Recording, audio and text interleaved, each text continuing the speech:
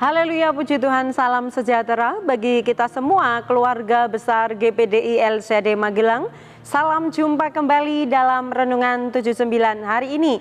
Mari kita akan tetap belajar firman Tuhan melalui buku panduan 365 hari yang mengubahkan. Dan hari ini kita sampai pada bacaan kita Yohanes 16 ayat 1 sampai ayat yang ketiga. Demikianlah bunyi firman Tuhan. Semuanya ini kukatakan kepadamu supaya kamu jangan kecewa dan menolak aku. Kamu akan dikucilkan, bahkan akan datang saatnya bahwa setiap orang yang membunuh kamu akan menyangka bahwa ia berbuat bakti bagi Allah. Mereka akan berbuat demikian karena mereka tidak mengenal baik Bapa maupun aku. Puji Tuhan, saya memberikan tema hari ini bertahan. Observasi yang dapat kita pelajari ini di dalamnya adalah pesan mengenai penderitaan anak-anak Tuhan sebagai pengikut Yesus. Mari kita menginterpretasi dalam pembahasan kita. Menjadi pengikut Yesus bukanlah hal yang mudah yang hanya sekedar percaya atau terima berkat karena kita menjadi orang Kristen. Tetapi seperti dalam pembacaan kita hari ini, bagaimanakah atau apakah yang akan dialami oleh anak-anak Tuhan sehingga mata hati kita atau pikiran kita menjadi terbuka bahwa ternyata menjadi orang percaya kita tidak boleh santai-santai, kita tidak boleh hanya memikirkan berkat-berkat jasmani saja kalau kita setia di dalam mengiring akan Tuhan. Namun sebagaimana kita beriman kepada Tuhan, tentu saja iman percaya kita kepada Tuhan bukan hanya berharap tentang berkat jasmani saja yang akan kita terima.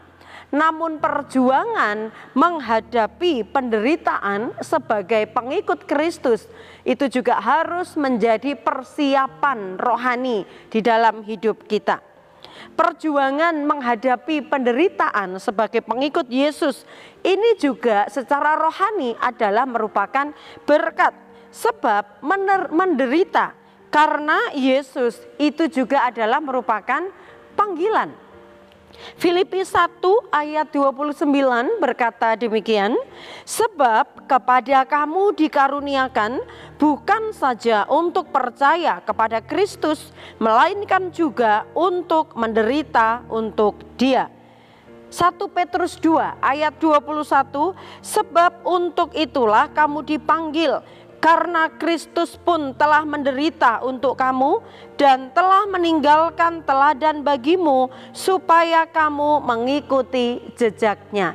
Dalam pembacaan ini atau dalam renungan ini akan membukakan pikiran kita bahwa pengiringan kita kepada Tuhan Yesus bukan menerima yang enak-enak saja, bukan hanya menerima yang baik-baik saja, tetapi ada salib yang harus kita pikul sebagai pengikutnya Tuhan. Itu sebabnya tema yang saya berikan hari ini juga merupakan sebuah pesan. Hal apa yang harus kita hadapi dan seperti apakah sebuah perjuangan yang harus kita pertahankan, di mana iman kita harus mempertahankannya. Penderitaan yang seperti apa yang dihadapi pengikut Kristus dalam bacaan ini? Di sana dituliskan di ayat yang kedua tadi dalam Yohanes tadi dikatakan dikucilkan, juga bahkan akan mengalami dibunuh.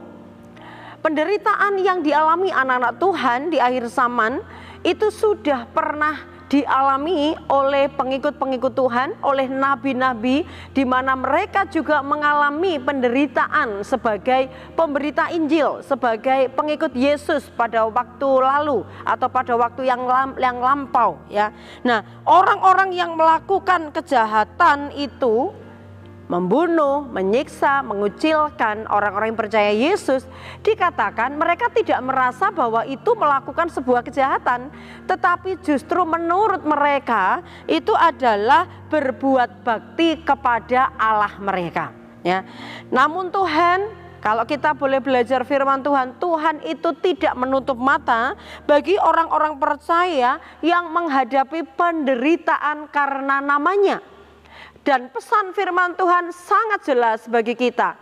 Siapa yang bertahan menghadapi penderitaan, maka mereka akan mendapatkan upahnya.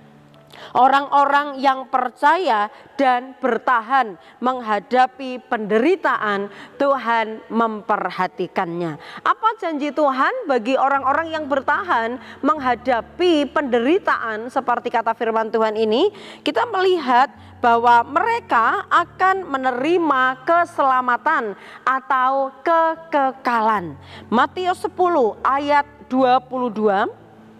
Dan kamu akan dibenci semua orang oleh karena namaku, tetapi orang yang bertahan sampai pada kesudahannya akan selamat. Dalam tekanan, dalam pergumulan, iman seseorang itu pasti akan diuji. Apakah bisa bertahan atau tidak? Itu sebabnya kalau yang kita hadapi, misalnya kita diejek, kita direndahkan, kita diremehkan, itu adalah bagian kecil yang dialami oleh anak-anak Tuhan atau oleh orang-orang percaya. Apabila dibandingkan dengan penderitaan nabi-nabi pada zaman dahulu, mereka sudah mengalami penderitaan demi nama Tuhan. Namun hal ini juga menjadi perenungan secara khusus bagi kita supaya kita mempersiapkan diri, memperkuat iman kita, supaya kita bukan hanya mengharapkan yang baik-baik saja, tetapi apabila ada ujian iman yang sifatnya itu adalah penderitaan bagi jasmani kita, maka kita harus bertahan. Aplikasinya dalam kehidupan kita adalah kita tidak menjauh dari Tuhan saat alami penderitaan. Karena ada banyak anak-anak Tuhan yang mungkin memiliki pemikiran ikut Tuhan itu diberkati, ikut Tuhan itu semuanya akan baik-baik saja, sehingga pada waktu menghadapi penderitaan bisa saja malah membuat dia semakin jauh dari Tuhan, merasa Tuhan tidak menolong, merasa Tuhan tidak memperhatikan dan lain sebagainya. Kalau kita ingat dan sudah mendengar firman Tuhan ini, tetap bertahan menghadapi penderitaan sampai kesudahan zaman, maka kita tidak boleh menjauh dari Tuhan saat alami penderitaan. Minta kekuatan Tuhan saat menghadapi penderitaan. Tetap bersyukur di tengah-tengah penderitaan. Ini yang harus kita ambil tindakan sebagai orang-orang percaya, bahwa iman kepada Tuhan Yesus pasti akan mengalami ujian, tetapi dengan kekuatan Roh Kudus kita mau terus bertahan. Apapun yang terjadi di dalam kehidupan kita, kita mau bertahan. Iman percaya kepada Yesus Kristus itu bukan hanya menjamin kehidupan kita di masa sekarang, tetapi iman kita jika bertahan sampai akhir itu adalah memberikan janji firman Tuhan, yaitu kita terima kehidupan kekal di kerajaan sorga. 1 Petrus 1 ayat yang ke-7, maksud semuanya itu ialah untuk membuktikan kemurnian imanmu yang jauh lebih tinggi nilainya daripada emas yang fana, yang diuji kemurniannya dengan api, sehingga kamu memperoleh puji-pujian dan kemuliaan dan kehormatan pada hari Yesus Kristus menyatakan dirinya.